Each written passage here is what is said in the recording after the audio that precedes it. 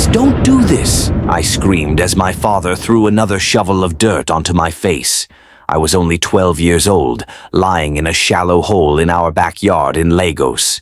The moon was hidden behind dark clouds, as if it couldn't bear to watch what was happening to me. Quiet, Adebayo. This is what happens to wicked children, my stepmother Folake shouted, her eyes gleaming with hate in the darkness.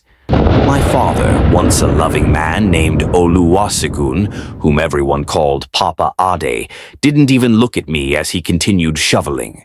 His eyes were empty, like someone had stolen his soul.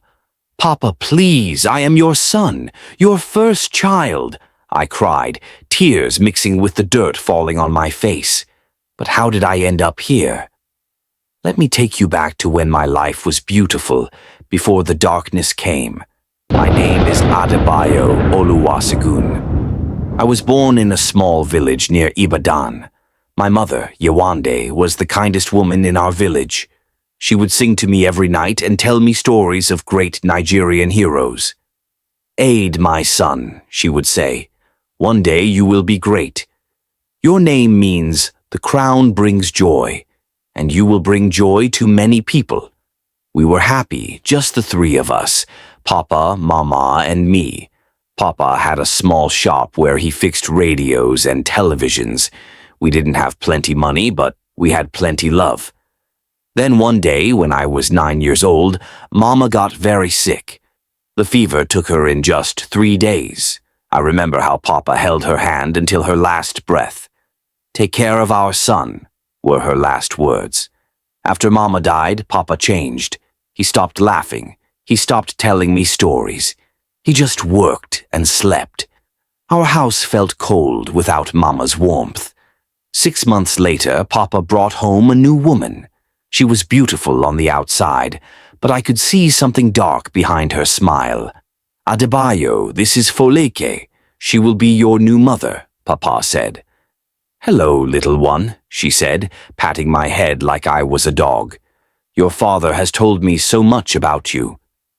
From that day, my life turned upside down. When Papa was around, Folake would act sweet and caring.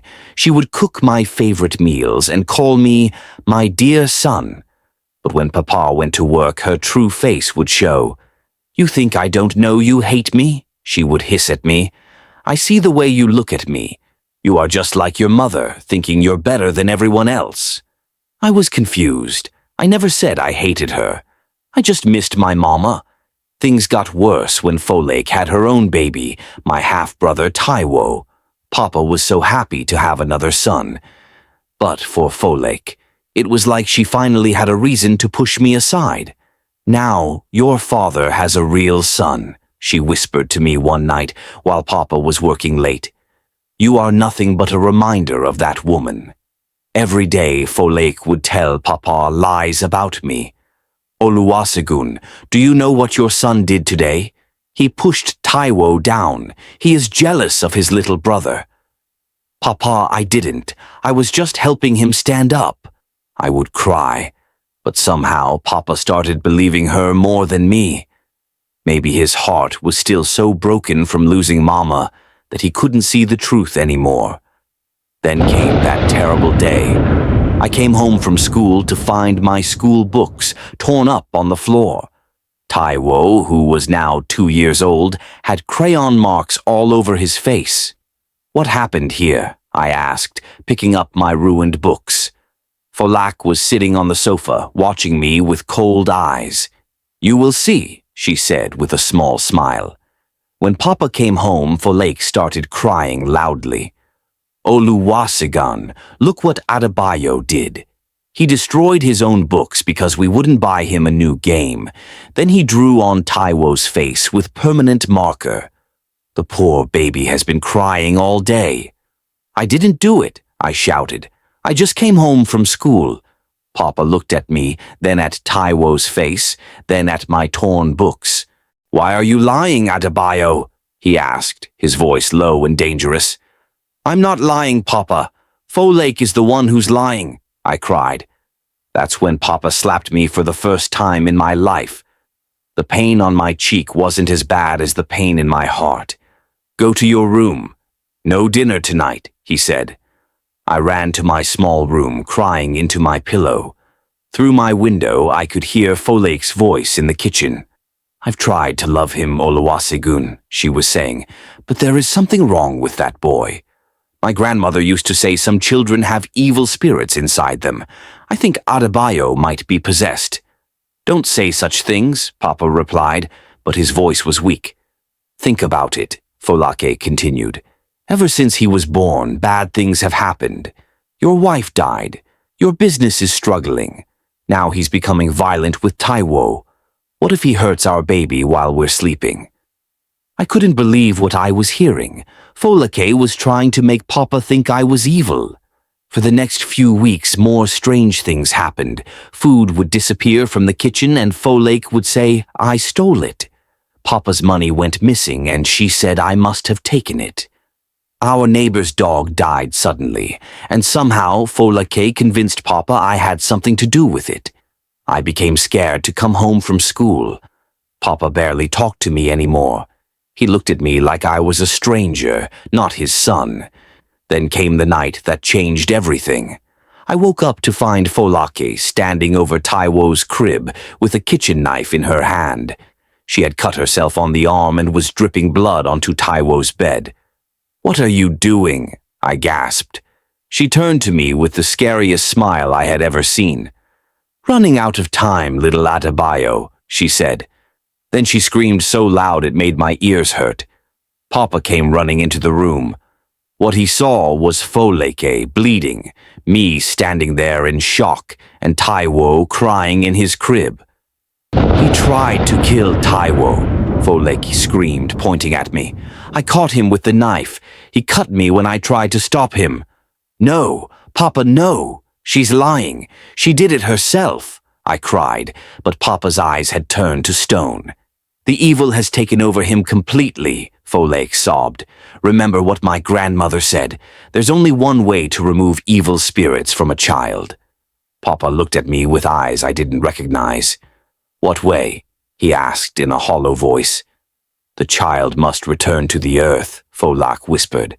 It's the only way to save his soul and protect our family. I didn't understand what she meant then. But 3 hours later, in the middle of the night, Papa dragged me from my bed and took me to our backyard. That's where he started digging while Folake held me down. And now here I was, in a hole in the ground, with dirt covering my legs and stomach.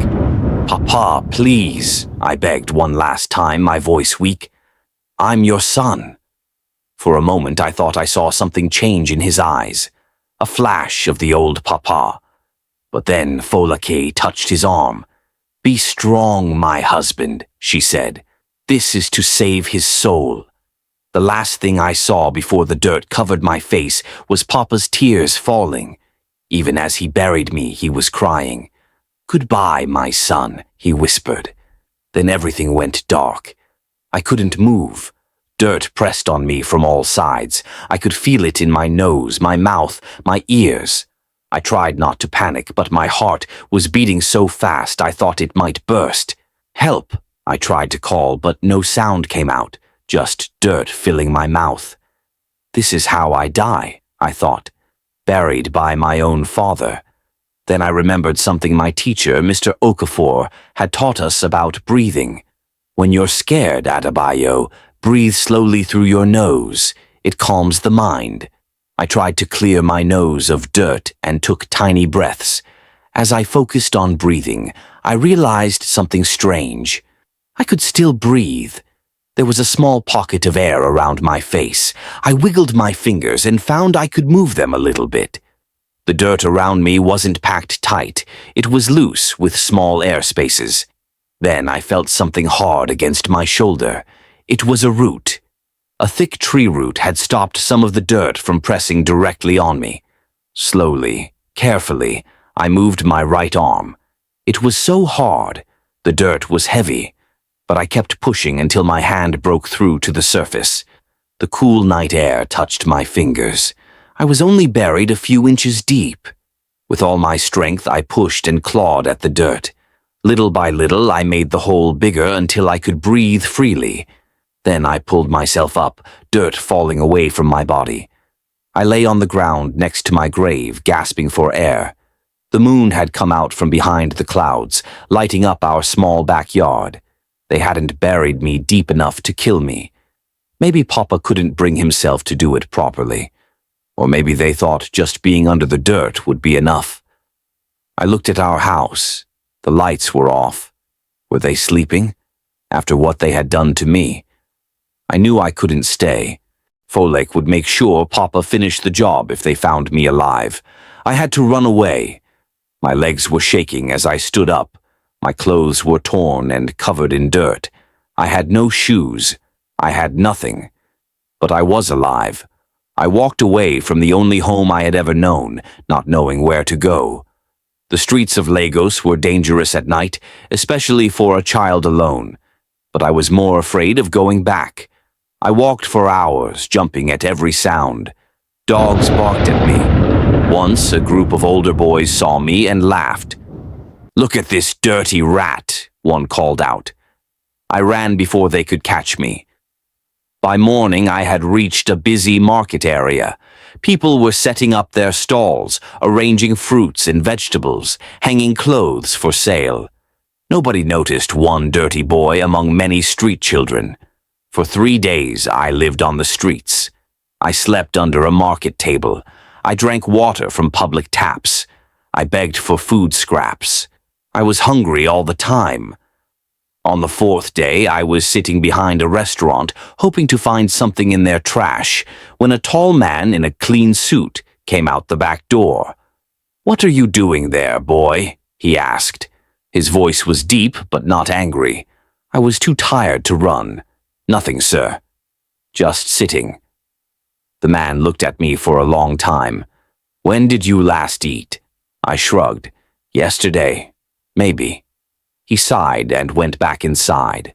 I thought he was gone, but he came back with a plate of jollof rice and chicken. "Eat," he said, handing me the plate. I ate so fast I almost choked. The man watched me with sad eyes. "What's your name?" he asked when I finished. "Adebayo," I said quietly. "I'm Dr. Chukwu. I own this restaurant and a medical clinic nearby." He pointed to a small building across the street. "Where are your parents?" I looked down at my dirty feet. "My mother died. My father ... My voice broke. How could I tell this stranger that my father had buried me alive? Dr. Chukwu seemed to understand that something terrible had happened. "You need a safe place to stay," he said, "and a bath." He smiled a little. I was scared to trust any adult after what had happened, but I had nowhere else to go. And there was something kind about Dr. Chukwu's eyes that reminded me of my mother. Dr. Chukwu took me to his home, a small but neat apartment above his clinic. His wife, Mrs. Amara, didn't ask many questions. She just filled a tub with warm water and gave me clean clothes that had belonged to their son. "Our boy, Chidi, is in university now," she explained as she handed me the clothes. "These have been sitting in a drawer for years." After I was clean, Dr. Chukwu sat me down in their kitchen. Mrs. Amara placed a big bowl of pepper soup in front of me. "Now," Dr. Chukwu said gently, "tell us what happened to you."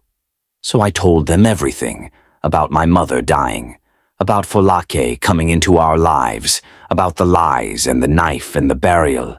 As I spoke, Mrs. Amara started crying quietly. "That woman is wicked," she whispered. When I finished my story, Dr. Chukwu was silent for a long time. "Adebayo," he finally said, "what happened to you is terrible. We should go to the police." I shook my head quickly. "No, my father will go to prison."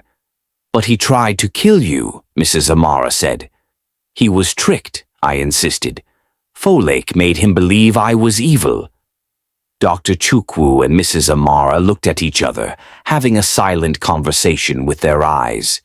"What do you want to do?" Dr. Chukwu asked me. I thought about it. "I want to go to school. I want to learn. I want to become someone important, so one day I can go back and show them I wasn't evil. Dr. Chukwu nodded slowly. Then that's what we'll do. You can stay with us. We have the extra room since Chidi left for university. You'll go to school, but we'll have to change your name, at least for now, if your father or stepmother comes looking for you. They won't, I said. They think I'm dead. And so I became Chinedu Chukwu, the nephew of Dr. Chukwu, who had come from the village to go to school in Lagos.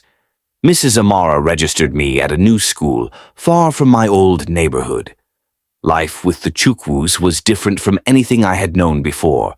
They were not rich, but they made sure I had everything I needed. Clean clothes, good food, books for school, and most importantly, they believed in me. Chinedu, Dr. Chukwu would say, using my new name, education is the key that opens every door. Study hard. And I did. I studied harder than anyone in my class. I was determined to make something of myself. But at night I would sometimes wake up feeling dirt in my mouth, dirt in my nose. In my nightmares I was back in that hole, with Papa shoveling earth onto my face. "You're safe now," Mrs. Amara would say, holding me until the fear passed. "No one can hurt you here." 5 years passed this way. I grew tall and strong. I was top of my class in everything. Teachers said I was gifted, especially in mathematics and business studies. Then one evening, when I was 17, I was helping at Dr. Chukwu's restaurant when I saw them. Papa and Foleke walking down the street with little Taiwo, who was now about 7 years old. I dropped the plates I was carrying. They crashed to the floor, breaking into pieces. Papa looked older, with gray in his beard. Foleke was wearing expensive clothes and jewelry. They looked like a normal, happy family. I ducked behind the counter before they could see me. My heart was pounding so hard I thought it might jump out of my chest. "What's wrong?" Dr. Chukwu asked, helping me pick up the broken plates. "My father," I whispered. "He's outside." Dr. Chukwu looked through the window. "Which one?" "The man in the blue shirt with the woman in the yellow dress and the little boy."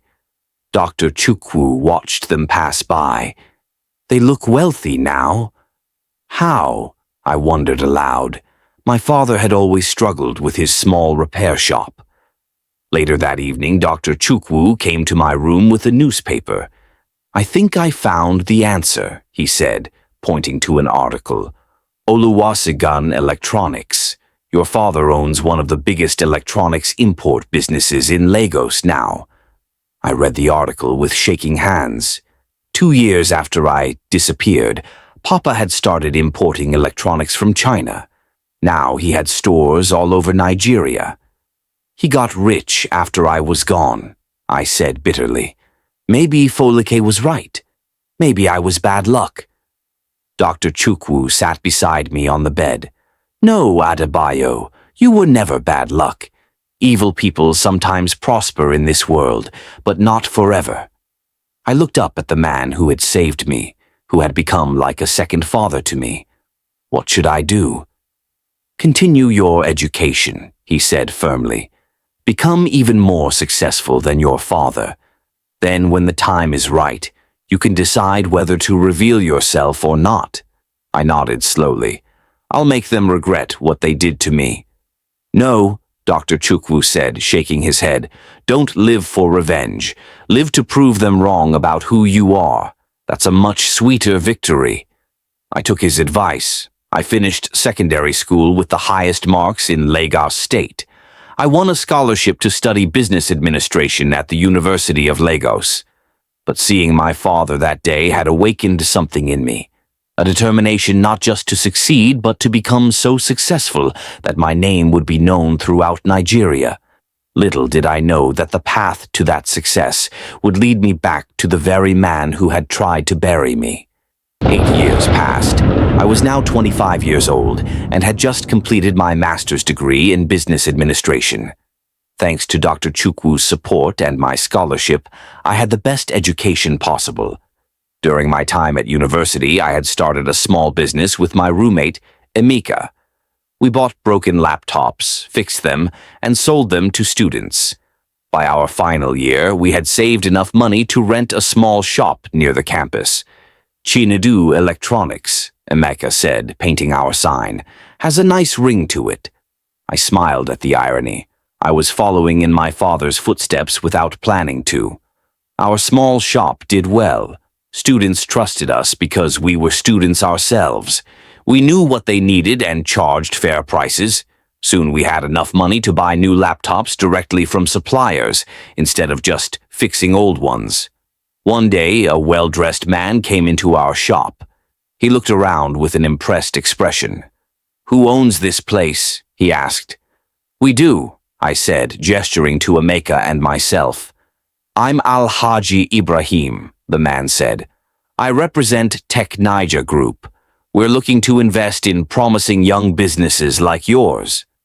Tech Niger Group was one of the biggest technology companies in West Africa. Everyone knew about them. "Why would you be interested in our small shop?" Emeka asked suspiciously. Al-Haji Ibrahim smiled. "Because you're doing something right. Your reputation among students is excellent. We've been watching your growth for 6 months." He handed us his business card and invited us to a meeting at their headquarters the following week. After he left, Emeka danced around the shop. "This is it, Chinedu. Our big break," but I was more cautious. "Let's see what they offer first." The Tech Niger headquarters was a tall glass building in Victoria Island, the business district of Lagos. We felt out of place in our simple clothes, surrounded by people in expensive suits. Al-Haji Ibrahim introduced us to the CEO, Mrs. Okonkwo, a sharp-eyed woman in her 50s. "So you're the young men disrupting the campus electronics market," she said with a smile. "Tell me about your business model." I explained how we operated, keeping our prices low but our quality high. How we offered free computer lessons to students who bought from us. How we had built a loyal customer base through word of mouth. Mrs. Okonkwo listened carefully, asking smart questions that showed she understood business deeply. "I like your thinking," she said when I finished. "Here's my offer. Tech Niger will invest 5 million naira in your business. You'll open 5 more shops at 5 different universities.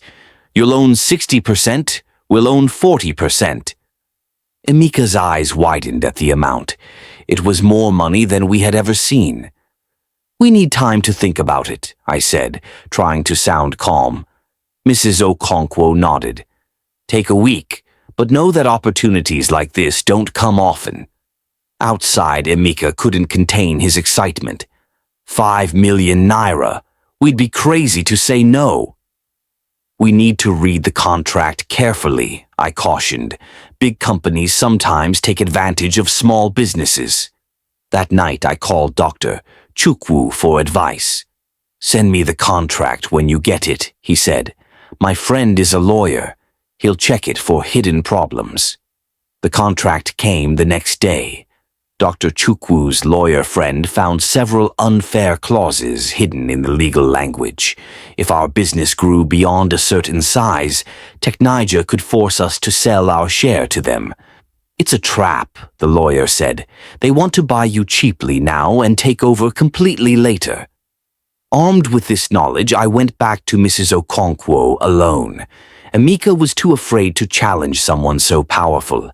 "These clauses are unacceptable," I said, pointing to the problems in the contract.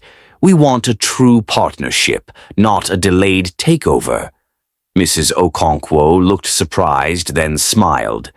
"Most young entrepreneurs don't read the fine print. I'm impressed." She called in her lawyers and told them to rewrite the contract with fair terms. 3 days later, we signed a deal that protected our interests while giving us the capital to grow. With Tech Niger's investment, our business expanded rapidly. We opened shops at 5 universities as planned, then 10, then 20. We hired other students to manage them, creating jobs for our peers. 2 years later, Chinedu Electronics was the leading campus technology provider in Nigeria. We had expanded into phone repairs, software development, and computer training. Mrs. Okonkwo called me to her office one day. "Chinedu, you've exceeded all our expectations. How would you like to join the Tech Niger executive team? We need fresh thinking like yours." I was stunned. "What about my business with Emeka?" "You would keep your ownership. Emeka can handle daily operations. You would work at a higher level, shaping technology policy for all of Nigeria." It was an incredible opportunity. At 27, I would be the youngest executive in one of Nigeria's top companies. I accepted the position. My first day at the executive level was intimidating. Everyone else was at least 20 years older than me. "Don't mind them," Mrs. Okonkwo said when she noticed my discomfort. "They'll respect you once they see your work." She was right. Within 6 months, I had developed a new strategy that doubled Technige's market share in rural areas. The other executives stopped seeing me as a boy and started treating me as an equal. Life was good. I had a nice apartment, a good car, respect. But I never forgot where I came from or what had been done to me.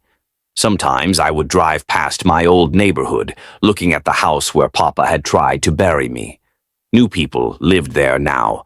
Papa and Foleki had moved to a mansion in Lekki, the richest part of Lagos. One evening, Mrs. Okonkwo invited all the executives to a business dinner with potential partners. When she told me who the partners were, my blood ran cold. "Oluwasegun Electronics is interested in a joint venture," she said. "Their CEO will be there with his team." My father. I would be face-to-face with my father for the first time in 13 years. "Are you all right, Chinedu?" "You've gone pale," Mrs. Okonkwo asked. "I'm fine," I lied. "Just surprised. Oluwasegun Electronics is a competitor." "Business makes strange bedfellows," she replied with a shrug. "They have the import licenses we need. We have the distribution network they want." That night, I couldn't sleep. Should I reveal myself to Papa? What would he do? Would he recognize me? I was no longer the skinny 12-year-old boy he had buried. I was a man now, tall and confident. Before leaving for the dinner, I called Dr. Chukwu. "The time has come," I told him, explaining the situation. "Be careful, my son," he said. "Remember who you are now, not just who you were then." The dinner was at an expensive restaurant on Victoria Island. I arrived early and watched from my car as the other guests arrived. Then I saw him, Papa, stepping out of a black SUV with Foleke beside him. She was dripping with gold jewelry. Behind them came a teenage boy who must be Taiwo, now 15 years old. My hands gripped the steering wheel so hard my knuckles turned white. For a moment I thought about driving away, but I had worked too hard to run now. Inside the restaurant, Mrs. Okonkwo made introductions. "Mr. Oluwasegun, this is our youngest executive, Chinedu Chukwu. He's the brilliant mind behind our rural expansion strategy." Papa shook my hand without really looking at me. "Nice to meet you, young man." Folek barely acknowledged me, too busy showing off her expensive handbag to another executive's wife. Throughout dinner, I watched them. Papa was quieter than I remembered, letting Folake do most of the talking. She boasted about their mansion, their cars, their recent trip to Dubai. "Our son Taiwo is going to school in England next year," she said proudly. "Only the best for our boy." "Your only child?" one of the executives asked. A shadow passed over Papa's face. "We had another son," he said quietly. "Adebayo. He disappeared when he was 12 inches. Kidnapped," Folek said quickly. "Very tragic. We searched everywhere. I nearly choked on my water. They were pretending I had been kidnapped." "I'm so sorry for your loss," Mrs. Okonkwo said sympathetically. Papa nodded, his eyes distant. Thank you. As business discussions started, I found my voice. I asked sharp questions about Oluwasegun Electronics import practices. I challenged their pricing structure. I pointed out flaws in their distribution system. Papa began to look at me more carefully. I could see confusion in his eyes, as if something about me was familiar, but he couldn't place it. By the end of the meeting, we had agreed on terms for a joint venture. Oluwasegun Electronics would supply the products, and Technaija would sell them through our network. Mr. Chukwu, Papa said as we were leaving, you remind me of someone. Have we met before? I looked him directly in the eyes. Perhaps in another life, Mr. Oluwasegun. The joint venture made both companies more successful. Over the next year, I worked closely with Papa's team, though I avoided direct meetings with him when possible. But rumors began spreading about his business practices. Oluwasegun is cutting corners on import duties, one of our finance people told me. If customs catches them, both our companies could be in trouble. I investigated quietly and found evidence that Papa was smuggling electronics to avoid taxes. It was a serious crime that could send him to prison. Mrs. Okonkwo called an emergency meeting when I showed her the evidence. We need to end this partnership immediately, she said. The risk is too great. Let me talk to Mr. Oluwasegun first, I suggested. Perhaps there's an explanation. She agreed reluctantly. Be careful, Chinedu. Men like him don't like being caught. I arranged to meet Papa alone in his office. The building was impressive, with Oluwasegun Electronics in big letters on the front. As I walked through the halls, I saw a large portrait of Papa, Folake, and Taiwo hanging in the main reception area. A happy family. No sign that another son had ever existed. Papa's office was on the top floor with a view of Lagos Lagoon. He greeted me with a distracted handshake. Mr. Chukwu, what's so urgent that you needed to see me in person? I placed a folder on his desk. We've discovered irregularities in your import documentation. Goods are entering the country without proper duties being paid. Papa's face hardened. That's a serious accusation. It's not an accusation, it's a fact. I opened the folder to show him the evidence. Technaija cannot continue our partnership under these circumstances. Do you know who you're talking to, young man? Papa stood up, his voice rising. I can destroy your career with one phone call. I remained calm. No, Mr. Oluwasegun, you can't. Something in my voice made him pause. He looked at me more closely, his eyes narrowing. Who are you? He asked. The moment had come. I took a deep breath. I'm your son, I said quietly. Adebayo, the one you buried in the backyard 13 years ago. Papa staggered backward as if I had hit him. Impossible. Adebayo is dead. Am I? I stood up and moved closer to him. Look at my eyes, Papa. They're my mother's eyes.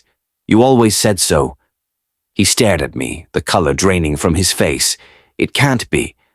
The night you buried me, you whispered, "Goodbye, my son." Those were your last words to me. But I didn't die. The dirt was loose. I clawed my way out and ran away. Papa fell back into his chair, his legs seemingly unable to support him. Adebayo, he whispered, is it really you? It's me, Papa. But I'm not Adebayo anymore. I'm Chinedu Chukwu now, executive at Technaija Group, the man who can either save your company or destroy it. Papa put his head in his hands. His shoulders began to shake. He was crying. My son, he sobbed. My firstborn, what have I done? For a moment I felt pity for him. But then I remembered the cold earth filling my mouth, the terror of being buried alive by my own father. Why did you do it, Papa? How could you believe I was evil? Papa looked up, his face streaked with tears. I was weak. After your mother died, I was broken inside. Folake, she filled the emptiness. She made me depend on her. And when she said you were possessed, that you might hurt Taiwo, I was afraid. She said burying you would drive out the evil spirit, that we would dig you up after an hour and you would be cleansed. But you never came back to dig me up, I said, my voice hard. When we returned, Papa's voice broke. The ground was disturbed. There was a hole. Folake said it proved you were possessed, that an evil spirit had taken your body. She said we should never speak of it again. I looked at this broken man before me. Once I had loved him more than anyone in the world. Now I felt nothing but hollow sadness. And you believed her. I was a fool, he whispered, a weak, stupid fool. Not a day has passed that I haven't thought about what I did to you. I see your face in my dreams, Adebayo. I hear you calling for me. I stood in silence, watching him cry. All the fantasies I'd had of this moment, of shouting at him, of making him suffer, felt empty now. What happens now? Papa finally asked, looking up at me. That depends on you, I replied. Teknaya will withdraw from our partnership because of your illegal activities. But whether I report you to the authorities is another matter. You want revenge, he said. I deserve it. No, I said. What I want is justice and truth. The next day I called a meeting with Papa, Mrs. Okonkwo, and the other executives from both companies. Folak insisted on attending when she heard it was about the partnership. Before we begin, I said when everyone was seated, there's something Mr. Oluwasegun would like to share. All eyes turned to Papa. He looked older than his years, his shoulders hunched as if carrying a great weight. 13 years ago, he began, his voice trembling, I did something terrible. I was convinced by my wife that my son from my first marriage was possessed by an evil spirit. In my weakness and fear, I buried him alive. Gasps filled the room. Folake jumped to her feet. He's lying, she shouted. This is madness. Papa ignored her. I believed we would dig him up after an hour, but when we returned, the ground was disturbed. My wife convinced me that proved he was truly evil, that his spirit had escaped. I've lived with this guilt ever since. Mrs. Okonkwo looked horrified. Mr. Oluwasegun, are you confessing to murdering your child? My son didn't die, Papa said. He turned to me. He survived, and he's sitting in this room. Everyone's eyes turned to me. Folake's face went from anger to shock to fear in seconds. This is impossible, she whispered. Adebayo is dead. No, Folake, I said calmly. I clawed my way out of that shallow grave. I survived on the streets until a kind doctor and his wife took me in. They gave me a new name and a new life. Chinedu, Mrs. Okonkwo said, understanding dawning on her face. You're his son? I nodded. I am Adebayo Oluwasegun, and I have the birthmark to prove it. I rolled up my sleeve to show the small heart-shaped mark on my inner arm that Papa had always said looked like my mother's. Papa nodded tearfully. It's him. It's my son. Folake's face twisted with rage. This is a trick. He's trying to steal our company. The only thief here is you, I said to her. You stole my childhood. You stole my father's love. You tried to steal my life. And now you're stealing from the government through illegal imports. I placed the evidence of their smuggling on the table. Mr. Oluwasegun has admitted everything to me privately. He's prepared to take full responsibility. What does that mean? One of the executives asked. It means, Papa said, standing up straight for the first time since I'd confronted him, that I will pay all duties owed, with penalties. I will restructure my company to operate legally from now on. And, he looked at Folake, I will divorce my wife, who convinced me to try to kill my son and has been the architect of our illegal operations. Folake lunged at me, her fingers curved like claws. You little snake! I knew you were evil from the first day. Security guards quickly restrained her. As they led her away, she was still screaming threats. Mrs. Okonkwo looked at me with new respect. "You've handled this with remarkable restraint, Chinedu. Or should I say, Adebayo." "Chinedu is my name now," I said firmly. "Adebayo died in that grave, in a way. Chinedu rose from it." The meeting ended with an agreement. Papa would correct his illegal practices and pay what he owed.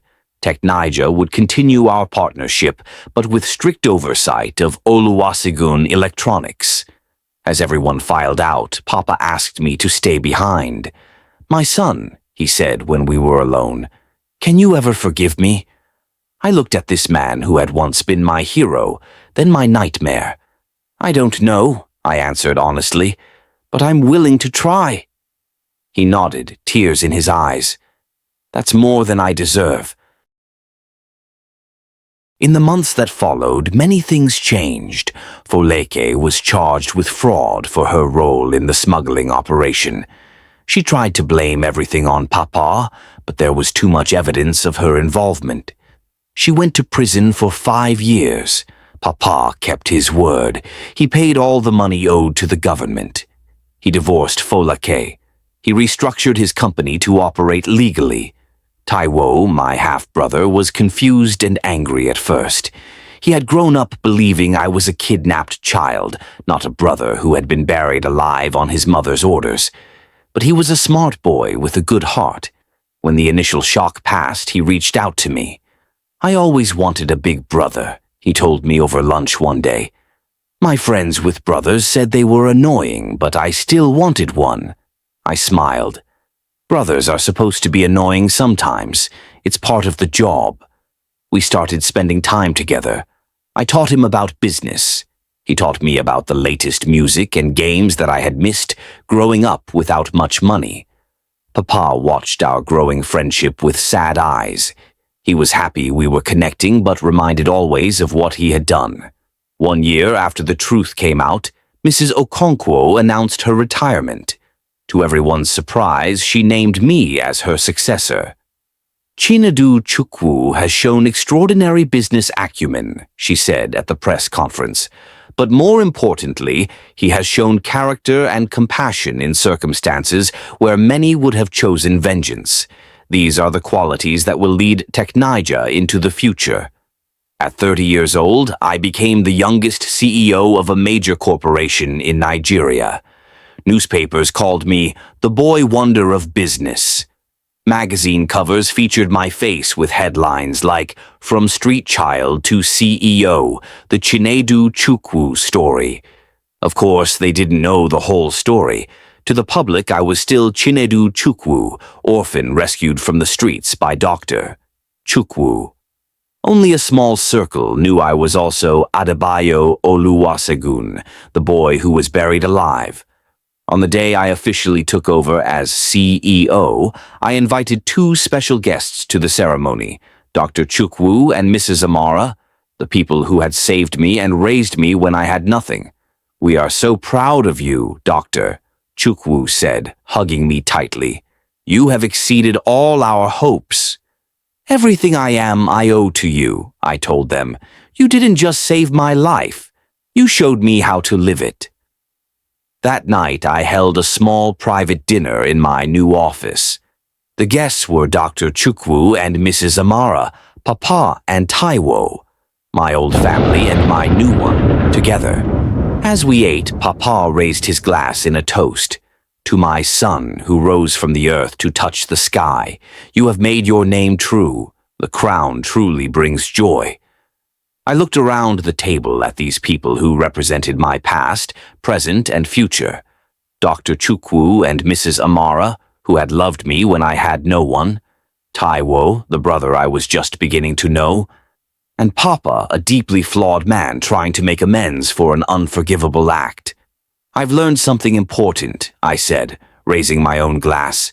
"The strongest businesses are built not on profit, but on trust and integrity. And the same is true for families. We are all broken in some way. We all make terrible mistakes. But what matters is whether we have the courage to admit them and try to repair what we've broken. I looked directly at Papa. Some breaks can never be completely fixed, but that doesn't mean we shouldn't try. Papa nodded, tears in his eyes. My mother used to say that our name is our destiny. I continued. Adebayo, the crown brings joy. For a long time I thought she was wrong. There was no joy in my life, only pain and struggle. But now I see that the crown she spoke of wasn't wealth or power.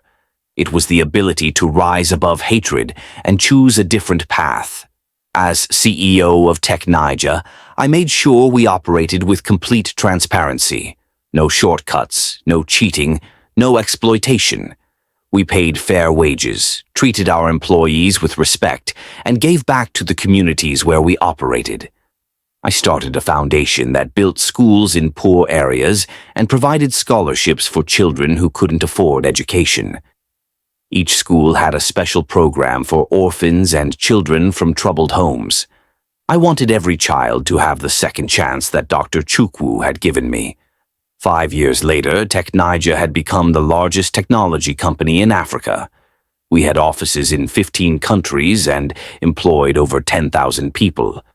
I was named African Business Leader of the Year by an international magazine.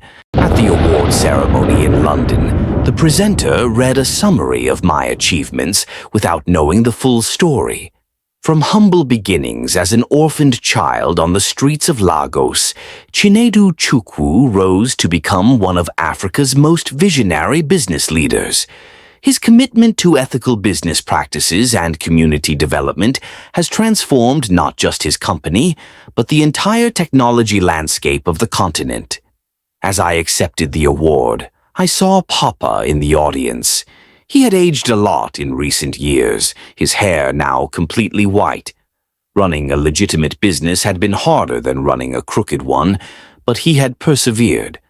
Oluwasegun Electronics was smaller now, but respected for its honest practices. We still weren't close. Too much had happened for that. But we had found a kind of peace. He had admitted his terrible mistake and worked every day to be a better man. And I had learned that holding on to hatred would only bury me again, this time from the inside. This award belongs to many people, I said in my acceptance speech. To Dr. and Mrs. Chukwu, who took in a dirty, frightened boy from the streets and gave him love and education. To my birth mother, Yowande, who taught me that my name means the crown brings joy, and believed I would do great things. I paused, looking at Papa. And to all those who taught me hard lessons about betrayal and forgiveness. From the darkest soil can grow the strongest trees. That night, back in my hotel room, I stood at the window looking out at the lights of London. I thought about the journey that had brought me here, from a hole in the ground to the top of the business world. I remembered the feel of dirt in my mouth, the terror of being buried alive by the person I trusted most. I remembered the hunger and fear of living on the streets. I remembered the kindness of strangers who became family. I remembered the shock of seeing my father again and the pain of confronting the truth. But mostly I remembered my mother's words. Adebayo, my son, one day you will be great. Your name means the crown brings joy, and you will bring joy to many people. She had been right after all. Through the foundation and our ethical business practices, we were bringing joy and opportunity to thousands of people across Africa. I had been buried alive, but I hadn't stayed buried. I had risen from that grave, not as a ghost seeking vengeance, but as a man determined to prove that darkness doesn't have to define us. The little boy who was buried by his father had become the most powerful CEO in Nigeria. But more importantly, he had become a man his mother would have been proud of. And in the end, that was the greatest success of all.